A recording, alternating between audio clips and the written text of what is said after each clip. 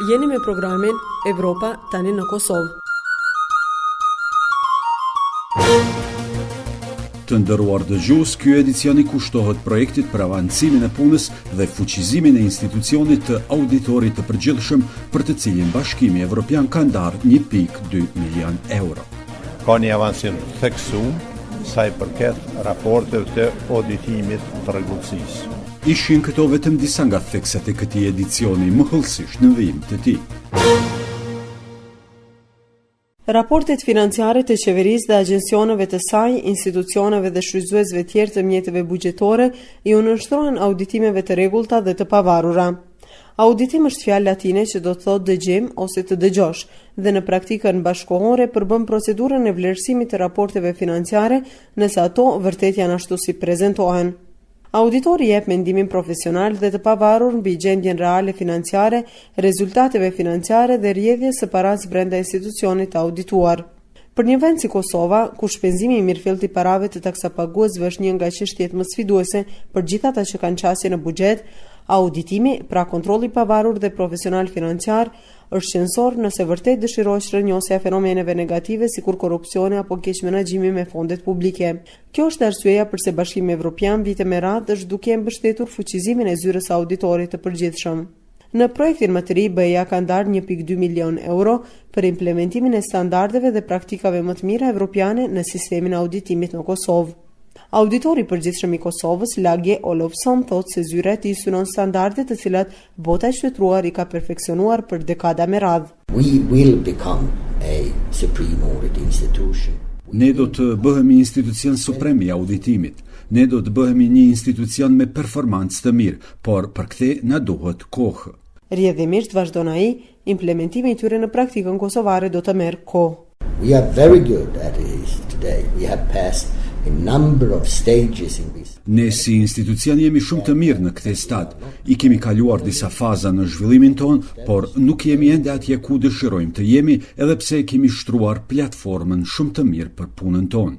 Kryetari i Komisionit të Kuvendit për kontrollin e financave publike, Alisa Driu, thotë se vetë themelimi i zyrës së auditorit të përgjithshëm duhet të konsiderohet si një sukses për sistemin e kontrollit të rrjedhjes së paras në mesin e shfrytëzuesve buxhetor. Është një institucion që vënon standarde, kërkon zbatimin e tyne dhe bën transparente të gjeturat cilat ndodhen në për institucione, qoftë ministri, qoftë bordet pavarura apo edhe kompani publike. Është një zyre që performanca e saj duhet të jetë shumë prosperitet në avancimin e proceseve të rregullsisë financiare. Ka një avancim të theksuar sa i përket raporteve të auditimit të rregullsisë. Dhe mendoj se në këto vite, sa i përket auditimeve të rregullsisë, Kosova me këtë zyre ka bën një avancim. Alisa Driu madje kërkon që të fillohet me auditimin më të gjerë dhe të performancës në shpenzimin e parave të taksapaguesve.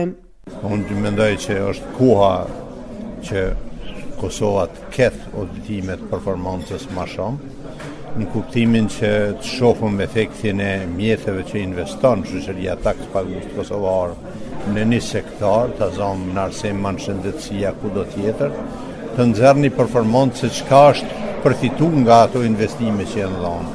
Lage Olofsson thotë se projekti i Bashkimit Evropian për avancimin e punës së zyrës së auditorit përgjithshëm ka mundsuar inkuadrimin e zyrave homologe nga Holanda dhe Britania e Madhe në implementimin e praktikës evropiane të auditimit në Kosovë. Projects financed by the European Union to have partners that coming from the same culture. Projekti i mbështetur nga Bashkimi Evropian na ka mundësuar të gjejmë partnerët që vijnë nga kultura e njëjtë, me njohje të realitetit këtu dhe me kuptimin e çështjes më komplikuar për ne që ka të bëjë me sfidën se si të implementojmë standardet gjenerike dhe praktikat më të mira në ambientin e Kosovës. Projekti i Bashkimit Evropian për fuqizimin e zyrës së auditorit të përgjithshëm do të zgjasë deri në gusht të vitit 2014, kur pritet që kjo zyrë të kosovarizohet tërësisht, respektivisht që menaxhimi i saj të fillojë të bëhet vetëm nga auditorët profesionistë vendor. Të nderuar dëgjues, ishte kjo e tëra për këtë edicion.